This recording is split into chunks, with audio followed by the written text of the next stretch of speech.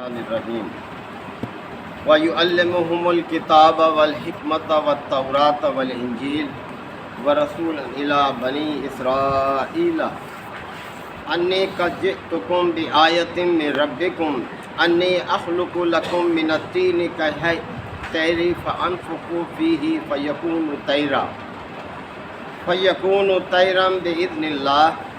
وَأُبْرِئُ الْأَكْمَحَ وَالْأَبْرَصَ وَأُحْيِي الْمَوْتَى بِإِذْنِ اللَّهِ وَأُنَبِّئُكُم بِمَا تَأْكُلُونَ وَمَا تَدَّخِرُونَ فِي بُيُوتِكُمْ إِنَّ فِي ذَلِكَ لَآيَةً لَكُمْ إِن كُنتُم مُّؤْمِنِينَ وَمُصَدِّقًا لِّمَا بَيْنَ يَدَيَّ مِنَ التَّوْرَاةِ وَلِأُحِلَّ لَكُمْ بَعْضَ الَّذِي حُرِّمَ عَلَيْكُمْ وَجِئْتُكُمْ بِآيَةٍ مِّن رَّبِّكُمْ فَاتَّقُوا اللَّهَ وَأَطِيعُونِ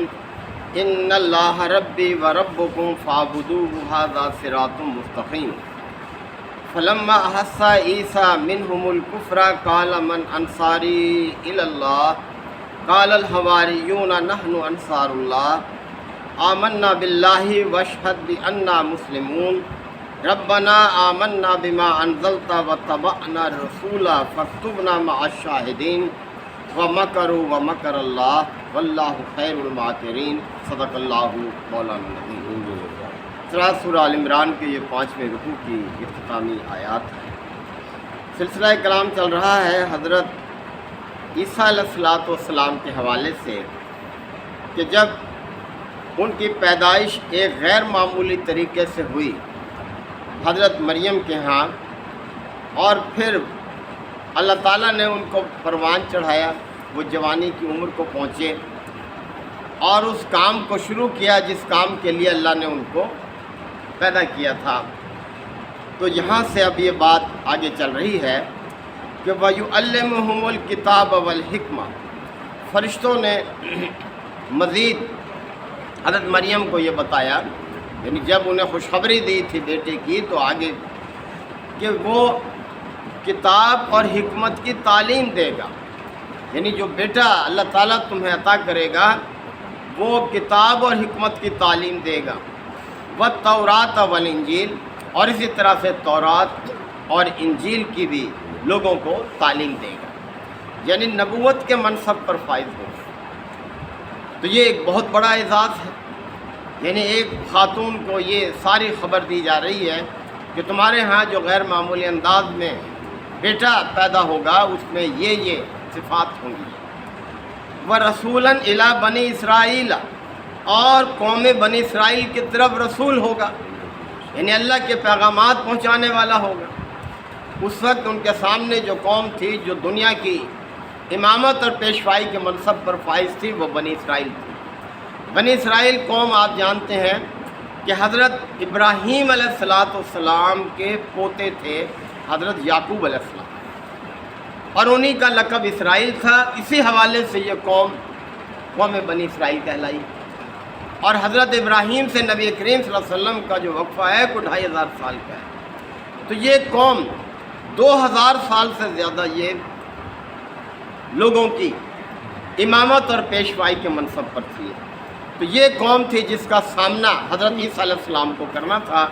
اور اللہ کا پیغام جو ہے وہ پہنچانا تھا۔ اور جب انہوں نے اپنے کار نبوت کو شروع کیا تو فرمایا انی قد جئتکم بآیۃ من ربکم، میں تمہارے پاس تمہارے رب کی طرف سے نشانی لے کر حاضر ہوا ہوں، یعنی کوئی اپنی طرف سے میں نے یہ کام شروع نہیں کیا، بلکہ میرے رب نے یہ ذمہ داری سونپی ہے مجھے،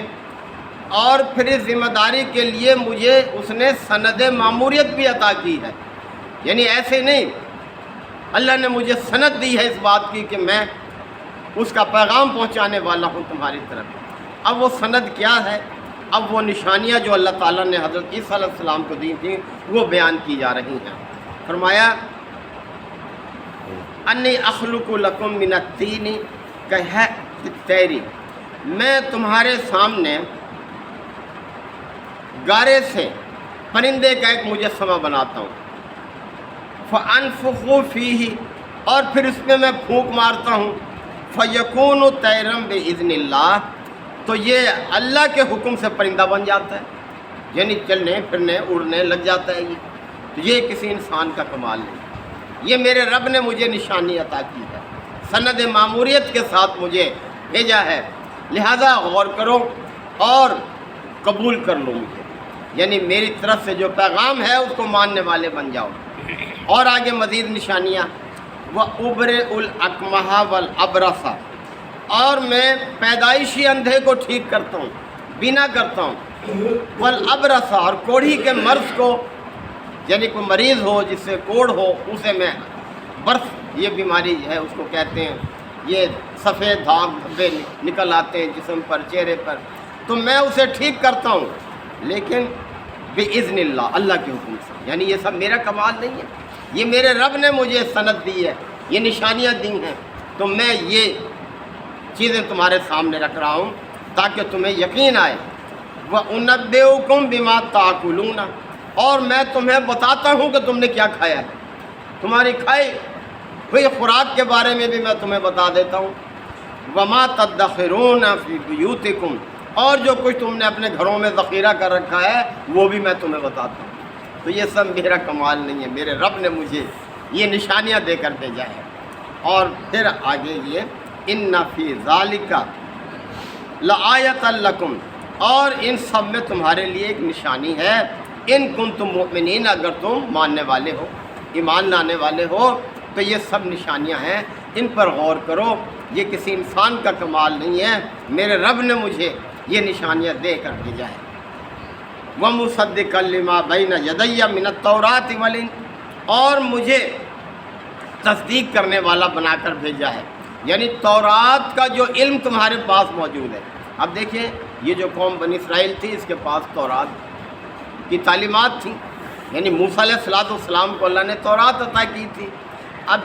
اس کی تعلیمات کچھ اصل شکل میں بھی ان کے پاس موجود تھی، تو فرمایا کہ میں ان تعلیمات کی تصدیق کرتا ہوں، اور یہ ہر پیغمبر کا کام ہے، ہر پیغمبر نے اپنے پہلے آئی ہوئی کتابوں کی تصدیق کی، اپنے پہلے آئے ہوئے پیغمبروں کی تصدیق کی ہے، یعنی ہر پیغمبر کا یہ طریقہ رہا۔ وَلِأُحِلَّ لَكُمْ بَعْضَ الَّذِي حُرِّمَ عَلَيْكُمْ، اور میں ان چیزوں کو تمہارے لیے حلال قرار دینے کے لیے آیا ہوں جو اپنے طور پر حرام کر لی ہیں، یعنی تمہارے جو مذہبی پیشوا ہیں یہ احبار اور رہبان یہ کہلاتے تھے، یہ اصطلاح استعمال ہوتی تھی بنی اسرائیل کے علماء کے لیے، تو انہوں نے جو اپنی طرف سے پابندی عائد کر دی ہے میں انہیں ختم کرنے آیا ہوں، اور تمہارے لیے وہ چیزیں حلال کرتا ہوں جو انہوں نے اللہ کے حکم کے بغیر تم پر حرام کر دی تھی۔ وَجِئْتُكُمْ بِآیَةٍ مِّن رَبِّكُمْ، اور میں تمہارے پاس تمہارے رب کی نشانیاں لے کر حاضر ہوا ہوں۔ فَاتَّقُوا اللَّهَ وَأَطِیعُونِ، بس تم اللہ کا تقوی اختیار کرو اور میری اطاعت قبول کرو۔ اب دیکھیں یہ دونوں چیزیں ایک دوسرے کے ساتھ لازم مطلوب، تقوی اور اطاعت رسول، یعنی اطاعت رسول کے بغیر تقوی حاصل نہیں ہوتا، تقوی حاصل ہی اللہ کے پیغمبر کی اطاعت سے ہوتا ہے۔ تو فرمایا کہ لہذا اللہ سے ڈرو، یعنی میرا انکار کرنے سے بچو، یہ بہت بڑا جرم ہے، اللہ نے مجھے بھیجا ہے، اگر تم انکار کر دو گے تو مجرم ٹھہرو گے، دنیا میں بھی آخرت میں بھی تمہاری تباہ ہو جائے گی دنیا اور آخرت، لہذا اللہ سے ڈرو، اور اس کا طریقہ یہی ہے کہ میری اطاعت قبول کرو۔ ان اللہ ربی و رب، اللہ میرا بھی رب ہے تمہارا بھی رب ہے، یعنی سب انسانوں کا ایک ہی رب ہے۔ فاعبدوہ، پس اس کی بندگی میں آ جاؤ، اس کی بندگی اختیار کرو۔ رب میں تین مفہوم شامل ہیں، نمبر ایک مالک ہے، وہ پوری کائنات کا مالک ہے، نمبر دو وہ ساری کائنات کو نشو و نما دے رہا ہے، اس کی پرورش کر رہا ہے، اور نمبر تین یہ کہ وہ حکمران ہے اس کائنات کا، یعنی فرما روا ہے اس کائنات کا، لہذا جب اس کی یہ حیثیتیں ہیں تو ہمیں اس کی بندگی میں رہنا چاہیے، ہمیں اس کی اطاعت میں رہنا چاہیے۔ ھذا صراط مستقیم، اور یہی سیدھا راستہ ہے، یعنی اللہ کی بندگی اختیار کرنا ہی سیدھا راستہ ہے۔ فلما احس عیسیٰ منہم الکفر، اور پھر جب عیسیٰ علیہ السلام نے اپنی دعوت جو ہے اس کا آغاز کر دیا، اور پھر جب انہوں نے اس قوم میں کفر کو محسوس کیا کہ یہ تو ہٹ دھرم ہے، چھوڑنا نہیں چاہتے اپنے طریقوں کو اور میری دعوت کو قبول کرنے کے لیے تیار نہیں ہے. یعنی جب اکثریت نے ایسا رویہ اختیار کیا تو پھر حضرت عیسیٰ علیہ السلام نے پوچھا قال من انصاری اللہ، اچھا بھئی اب اللہ کے راستے میں کون میرا مددگار ہے؟ اللہ کے مددگار سے مراد اللہ کی دعوت کو پھیلانے والے، اللہ کے قانون کو نافذ کرنے والے. اللہ ان کو اپنا مددگار قرار دیتا ہے، اپنا انصاری قرار دیتا ہے، جو اللہ کے دین کی اشاعت کرتے ہیں اور اس کے غلبے کے لیے جد و جہد اپنے وسائل استعمال کرتے ہیں.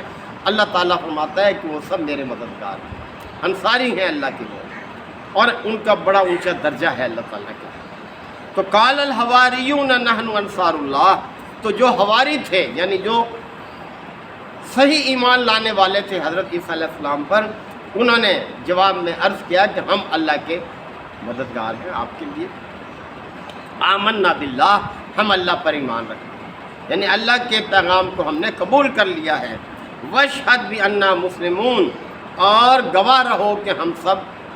مسلم ہیں، سر تسلیم ہم کرنے والے ہیں. یعنی حضرت عیسیٰ علیہ السلام کو اس گروہ نے یقین دلایا جب انہوں نے پوچھا تھا کہ اللہ کے راستے میں کون میرا مددگار ہے، تو جو حواری تھے جنہوں نے ان کی دعوت کو قبول کر لیا تھا، انہوں نے کہا کہ ہم ہیں آپ کے مددگار اللہ کے راستے میں. ربنا آمنا، اور اللہ سے فریاد کی کہ ہمارے پروردگار ہم ایمان لے آئے، بما انزلتا، اس چیز پر جو تو نے اتاری، یعنی جو کچھ تو نے نازل کیا ہم نے قبول کر لیا، اس پر ایمان لے آئے. واتبعنا الرسول،